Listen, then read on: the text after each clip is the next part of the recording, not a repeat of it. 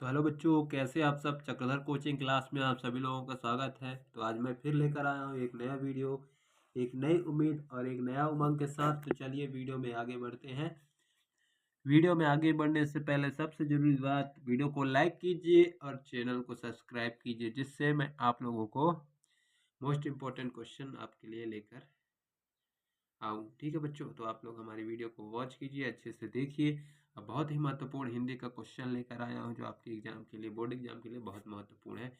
तो आज हम बताएंगे छायावाद की 4 विशेषताएं एवं उनके कवियों के नाम। तो चलिए बच्चों, आज हम ग्रामर से क्वेश्चन लेकर आ गए हैं। मोस्ट इम्पोर्टेंट क्वेश्चन है, जो आपके लिए बहुत ही महत्वपूर्ण है। तो चलिए बच्चों, आगे पढ़ते हैं। छायावाद की 4 विशेषताएं एवं उनके कवियों के नाम। तो बच्चों पढ़ते हैं, चलिए। तो क्वेश्चन क्या बोल रहा है? छायावाद की 4 विशेषताएं एवं उनकी उनके कवियों के नाम लिखे। बच्चों 5 नंबर का क्वेश्चन है। आप लोग तैयार कर लीजिए, बहुत ही महत्वपूर्ण क्वेश्चन है आप लोग के लिए। 5 नंबर का क्वेश्चन है, मिस मत कीजिए, आपके लिए बहुत महत्वपूर्ण क्वेश्चन है, इसलिए आप इसको तैयार कर लीजिए। ठीक है बच्चों, तो चलिए वीडियो में आगे बढ़ते हैं। तो छायावाद की 4 विशेषताएं। तो छायावाद की 4 विशेषताएं क्या है, देखते हैं। पहला है संदर्भ तथा परत भावनाओं का प्राधान्य। ठीक, पहला ये हो गया। दूसरा है भाषा में लाक्षणिकता तथा वक्रता की प्रमुखता। ठीक है बच्चों, दूसरा ये होगा, दूसरा विशेषता ये। तीसरा विशेषता क्या है? भावार्थ निरूपण के स्थान पर स्वानुभूति निरूपण की प्रमुखता। ठीक है बच्चों, तीसरा विशेषता ये है छायावाद की। चौथा विशेषता क्या है छायावाद की? चौथा विशेषता ये है बच्चों, प्रकृति का सजीव सत्य के रूप में चित्रण तथा प्रकृति पर कवि द्वारा अपने भावों का आरोपण। ठीक है बच्चों, और पांचवा विशेषता है छंद विधान में नूतनता। ठीक है बच्चों, पांच पांच मोस्ट इम्पोर्टेंट विशेषताएं हैं। 5 नंबर का आएगा बच्चों, इसलिए आप लोग इन्हीं को तैयार कर लीजिए। 4-5 विशेषताएं लिख लीजिए, और उसके बाद कवियों के नाम। तो छायावाद के कवि हैं, जैसे पहला है जयशंकर प्रसाद जी, छायावाद के कवि हैं। ठीक है बच्चों, तो पहला जयशंकर प्रसाद, सुमित्रा नंदन पंत, महादेवी वर्मा, राजकुमार वर्मा आदि, और एक है सूर्यकांत त्रिपाठी निराला जी। ये क्या है? छायावाद के प्रमुख कवि हैं। मोस्ट इंपोर्टेंट है, आपके ऑब्जेक्टिव क्वेश्चन में भी पूछ सकते हैं कि छायावाद के 2 कवियों के नाम, या फिर कौन है। 4 ऑप्शन दे देंगे ऑब्जेक्टिव क्वेश्चन में, जयशंकर प्रसाद, सुमित्रा नंदन पंत, कोई भी दे देंगे।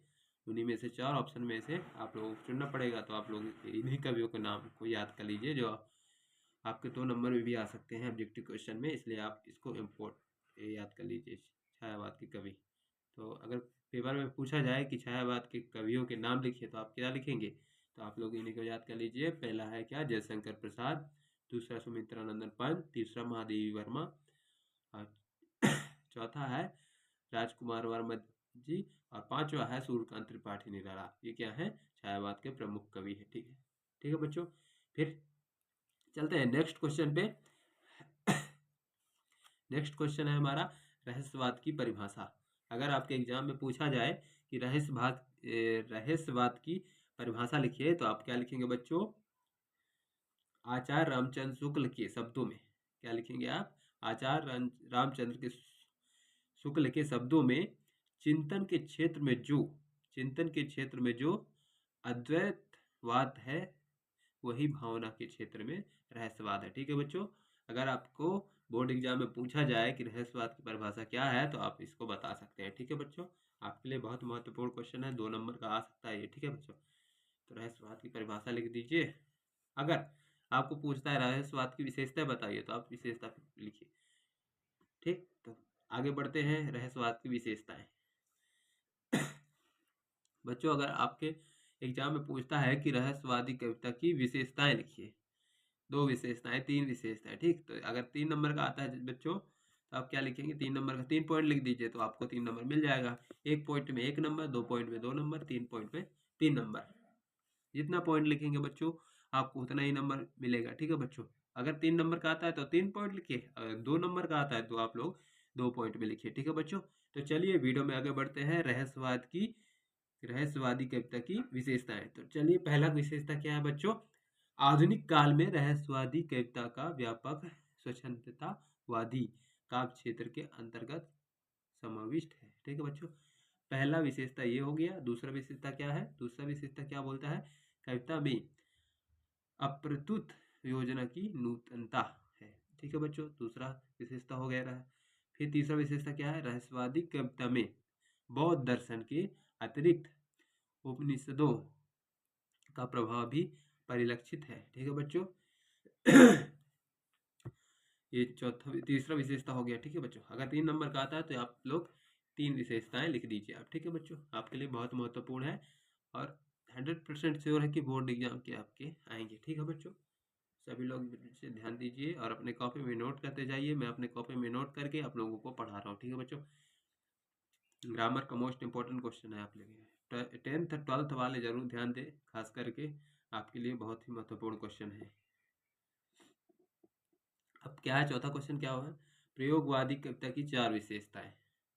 अगर आपके बोर्ड एग्जाम में पूछता है कि प्रयोगवादी कविता की 4 विशेषताएं लिखिए, कितने, तो 4 विशेषताएं मतलब 4 नंबर आपके। तो 4 नंबर के लिए आप लोग इसको, जैसे 4 विशेषताएं, तो 4 नंबर आपको इसमें मिलेंगे। ठीक है बच्चों, इसलिए आप इसको याद कर लीजिए। प्रयोगवाद कविता की 4 विशेषताएं। तो प्रयोगवाद कविता की 4 विशेषताएं क्या है? पहला विशेषता है प्रयोगवादी कविता पर मार्क्सवादी प्रभाव परिलक्षित है। ठीक है बच्चों, पहला विशेषता ये हो गया। दूसरा विशेषता क्या बोलता है? इस काव्य में सजग एवं गहरी पीड़ा का बोध है। ठीक है बच्चों, दूसरा विशेषता ये हो गया। तीसरा विशेषता, प्रयोगवादी कविता का भावुकता के स्थान पर बौद्धिकता पर विशेष बल देती है। ठीक है बच्चों, चौथा विशेषता क्या बोला है? फ्रायड के काम सिद्धांत को सर्वोपरि रूप में स्वीकार किया गया है। ठीक है बच्चों, ये हो गया इसका।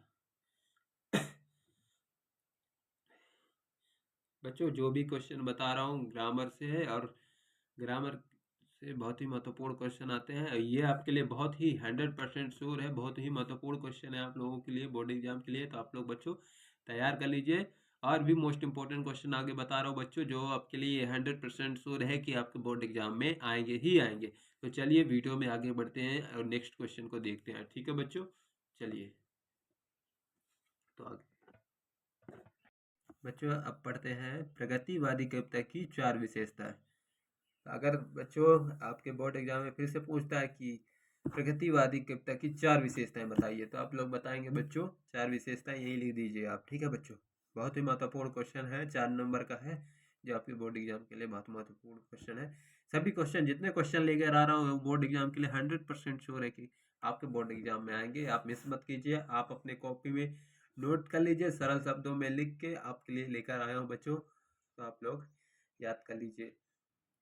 बोर्ड एग्जाम की तैयारी अभी से कर लो बच्चों, बहुत महत्वपूर्ण क्वेश्चन है, 4 नंबर का क्वेश्चन आएगा आपके एग्जाम में, जो आपके लिए बहुत महत्वपूर्ण है। तो चलिए वीडियो में आगे बढ़ते हैं।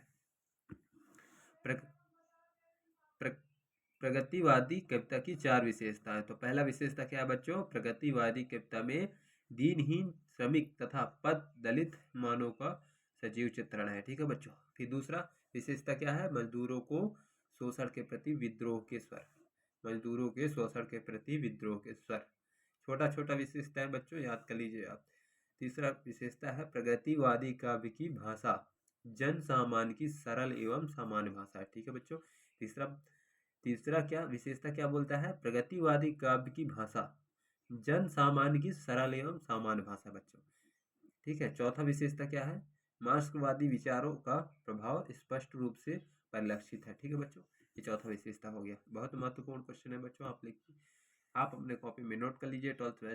12th क्लास वाले यानी कक्षा 12 वाले ध्यान दीजिए, आपके बोर्ड एग्जाम के लिए बहुत महत्वपूर्ण क्वेश्चन है बच्चों, जो हर साल आपके लिए ये क्वेश्चन आते ही रहते हैं। अब नेक्स्ट क्वेश्चन पे जाते हैं। नेक्स्ट क्वेश्चन क्या है? भारतेंदु युग के निबंध की विशेषताएं। ये हमारा 4 नंबर का फिर से क्वेश्चन आ गया है, तो इसको आप लोगों को तैयार करना है बोर्ड एग्जाम के लिए। ठीक है बच्चों, तो चलिए पहला विशेषता क्या है? भारतेंदु युग के निबंध की विशेषता है। तो पहला विशेषता क्या है? निबंधों के कलेवर में पत्रकारिता का पुट समाविष्ट है। ठीक है बच्चों, पहला विशेषता हो गया। दूसरा, सड़ीगली मान्यताओं एवं रूढ़ियों का प्रबल विरोध है। ठीक है बच्चों, दूसरा विशेषता हो गया। छोटा छोटा विशेषता है, आप तैयार कर लीजिए बच्चों। फिर तीसरा विशेषता है शैली सरस, हृदय स्पर्शी एवं मन भावन है। ये तीसरा विशेषता हो गया। तीसरा, निबंधकार धन अंधानुकरण के घोर विरोधी थे। ठीक है बच्चों, ये चौथा विशेषता हो गया। ठीक है, फिर most important question, very very important question जो आपके लिए एग्जाम के लिए बहुत ही महत्वपूर्ण है, सबसे ज्यादा महत्वपूर्ण क्वेश्चन यही है। आपके लास्ट वाला क्वेश्चन जो है बहुत ही महत्वपूर्ण क्वेश्चन है, आप इसको तैयार कर लीजिए। 5 नंबर इसमें मिलेंगे बच्चों, 5 नंबर। ठीक, कितने नंबर मिलेंगे बच्चों इसमें? कितने नंबर मिलेंगे? 5 नंबर। कितने नंबर मिलेंगे? 5 नंबर। तो 5 नंबर के लिए इसको तैयार कर लीजिए आप लोग। ठीक है, तो आदिकाल की विशेषताएं, अगर पूछता है आदिकाल की 4 विशेषताएं लिखिए तो आप लोग 4 विशेषताएं लिख दीजिए। अगर पूछता है आपको कि आदिकाल की 5 विशेषताएं लिखिए तो आप लोग 5 विशेषताएं लिखेंगे। ठीक है बच्चों, तो 5 विशेषताएं लिखेंगे जी। अगर पूछता है 5 विशेषताएं मतलब 5 नंबर मिलेंगे। अगर पूछता है 4 विशेषताएं आपको तो कितने नंबर मिलेंगे? 4 नंबर मिलेंगे। ठीक है बच्चों, तो आप लोग इसको तैयार कर लीजिए, आपके एग्जाम के लिए बहुत महत्वपूर्ण है। 12th क्लास वाले विशेषकर ध्यान दीजिए, बहुत महत्वपूर्ण क्वेश्चन है। ग्रामर से, हिंदी ग्रामर से आपके लिए लेकर आया हूँ, जो आपके बोर्ड एग्जाम में 100% श्योर है कि आएगा ही आएगा। ठीक है, मैं गारंटी लेता हूँ कि ये क्वेश्चन आपके बोर्ड एग्जाम में जरूर आएगा, आप इसको जरूर तैयार कर लीजिए। ठीक है बच्चों, तो चलिए बताते हैं आदिकाल की विशेषताएं। तो पहला विशेषता है आश्रयदाता राजाओं की प्रशंसा। ठीक है बच्चों, पहला विशेषता ये हो गया। दूसरा विशेषता है सजीव युद्ध वर्णन। ठीक है बच्चों, छोटे छोटे विशेषताएं हैं, आप तैयार कर लीजिए, आपके 5 नंबर कहीं नहीं गए हैं। ठीक है बच्चों, तीसरा विशेषता क्या बोलता है? चरित काव्यों की रचना। ठीक है, चौथा विशेषता है वीर तथा श्रृंगार रसों की प्रधानता। ठीक है, पांचवा विशेषता क्या है? छप्पय और दोहा। ठीक है, पांचवा विशेषता है छप्पय और दोहा। छोटा सा आंसर है, 5 नंबर छोटे से आंसर में आप लोगों को मिल जाएगा। छोटी सी विशेषता है, आदिकाल की छोटी सी विशेषता है, ये आपके लिए बहुत महत्वपूर्ण क्वेश्चन है। ठीक है, तो बच्चों इसको भी तैयार कर लीजिए, आपके बोर्ड एग्जाम के लिए बहुत महत्वपूर्ण है।